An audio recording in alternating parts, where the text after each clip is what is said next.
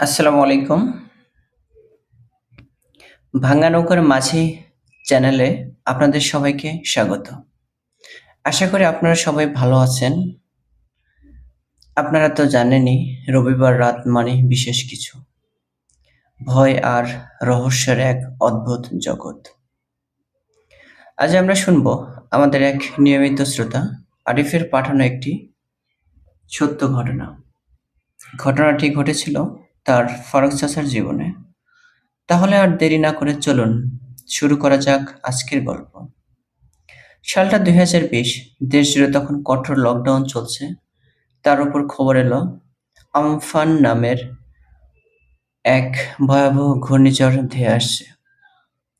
সেদিন সকাল থেকেই আকাশ ছিল কুচকুচে কালো। দমকা হাওয়ার সাথে শুরু হলো অঝোরে বৃষ্টি।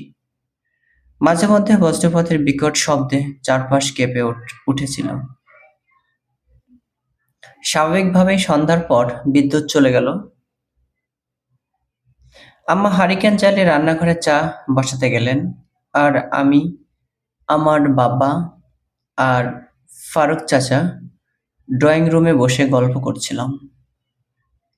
এই গা ছমছমে পরিবেশে আমি আব্বাকে বললাম, আব্বা একটা ভূতের ঘটনা শোনাও না। আব্বা হেসে ফারুক চাচার দিকে তাকিয়ে বললেন, আমার চেয়ে তোর ফারুক চাচাই তোকে ভালো বলতে পারবে। ওর জীবনে তো সত্যিই এমন অনেক ঘটনা ঘটেছিল। ফারুক চাচা প্রথমে একটু ইতস্ত করলেও শেষ পর্যন্ত চায়ের কাপে চুমুক দিয়ে একটা দীর্ঘশ্বাস ফেলে বলতে শুরু করলেন। আজ থেকে প্রায় ২২ থেকে ২৩ বছর আগের কথা। তখন আমি বন্ধুদের সাথে গ্রামে গ্রামে ক্যাটারিং এর কাজ করতাম। একদিন গোঘাটে একটা বিয়ে বাড়িতে কাজের ডাক এলো।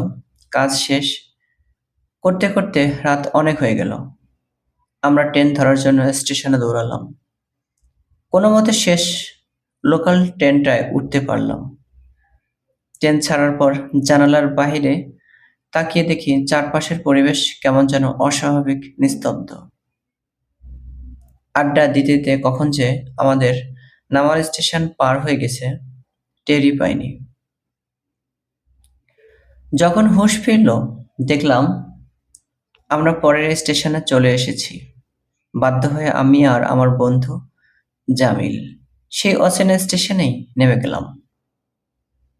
বাকি বন্ধুরা ট্রেনে চলে গেল। স্টেশন থেকে বের হয়ে আমরা দ্রুত পায়ে জামিলদের বাড়ির দিকে হাঁটতে লাগলাম। জামিলের বাড়িতেই আমার সাইকেলটা রাখা ছিল। প্রথমত জামিল আমাকে বলল, আজ রাতে আর বাড়ি যাস না রে ফারুক।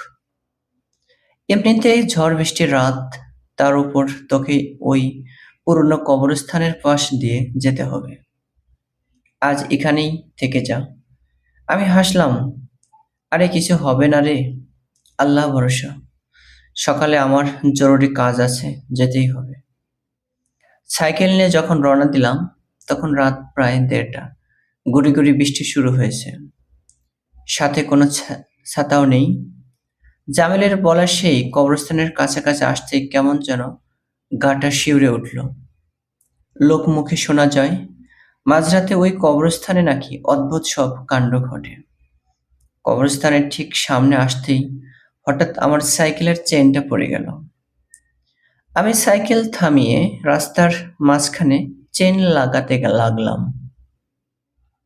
ঠিক তখনই কবরস্থানের ভেতরের দিকে আমার চোখ গেল।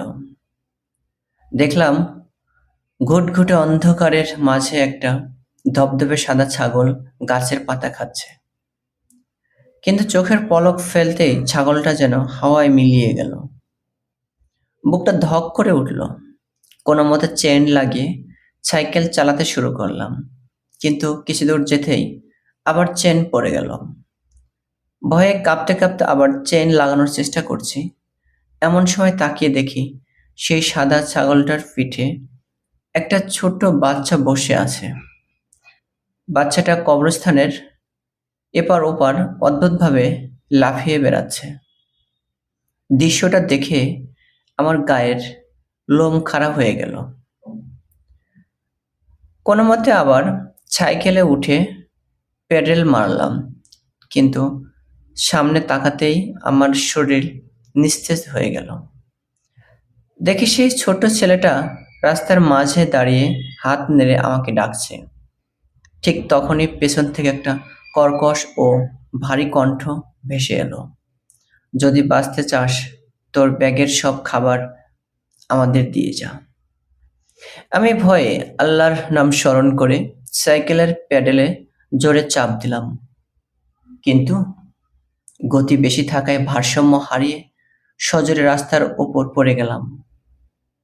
কোনোই আর হাঁটু সরে রক্ত বেরোতে লাগলো।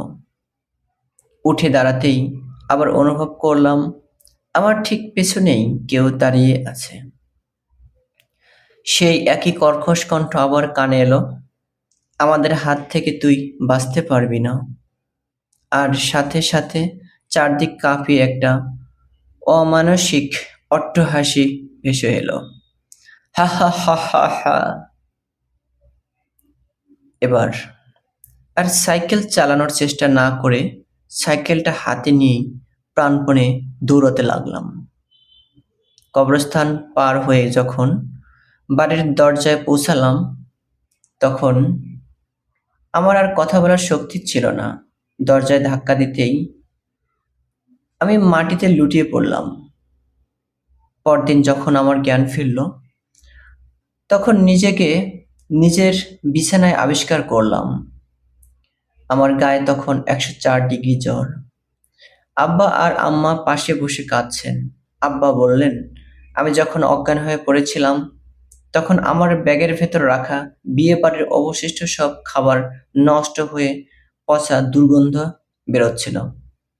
ডাক্তার ওষুধ দিলেও আমার জ্বর কমছিল না, আর আমি জ্বরের ঘোরে বারবার আবল তাবল বকছিলাম। উপায় না পেয়ে আব্বা এলাকার এক প্রবীণ মওলানা সাহেবকে ডেকে আনলেন। হুজুর এসে আমাকে ভালো করে দেখে বললেন, ওর ওপর কবরস্থানের এক দুষ্ট জিনের কুদৃষ্টি পড়েছে। বহু বছর আগে এক শিশুর মৃত্যুর পর তাকে ওখানে দাফন করা হয়েছিল। সেই শিশুর রূপ ধরেই খবিশ জিনটা ফারুককে কবজা করার চেষ্টা করছে। হুজুর ঘর বন্ধ করে পবিত্র কোরআনের আয়াত পড়ে ঝাড়ফুঁক করতে লাগলেন। ঘরের ভেতর থেকে অদ্ভুত সব আওয়াজ আর আমার চিৎকার শোনা যাচ্ছিল। হুজুর আগেই বাড়ির সবাইকে কড়া নির্দেশ দিয়ে রেখেছিলেন, কাজ শেষ না হওয়া পর্যন্ত কেউ যেন ঘরের দরজা না খুলে। হঠাৎ আমাদের বাড়ির উঠানে থাকা বড় তেঁতুল গাছটার একটা মস্ত বড় ডাল ভেঙে পড়ার বিকট শব্দ হলো। অথচ বাইরে তখনও কোনো বাতাসই ছিল না। কিছুক্ষণ পর হুজুর দরজা খুলে বের হয়ে বললেন, আলহামদুলিল্লাহ, ও এখন বিপদমুক্ত। আব্বা জিজ্ঞাসা করলেন, হুজুর কোনো ঝড় ছাড়ে তেঁতুল গাছের ডালটা ভাঙলো কিভাবে? হুজুর বললেন, জিনের দল যখন চলে যায় তখন তারা নিজেদের শক্তি প্রমাণ হিসেবে বড় কোনো গাছের ডাল ভেঙে দিয়ে যায়। সবশেষে হুজুর আমার গলার দিকে তাকিয়ে বললেন, ওর গলায় কি কোনো সুরক্ষার তাবিজ বা দোয়া ছিল? আম্মা বললেন, হ্যাঁ, ছোটবেলায় ওর দাদি একটা সুরক্ষার তাবিজ পরিয়ে দিয়েছিলেন। ওটা সবসময় ওর গলাতে থাকে।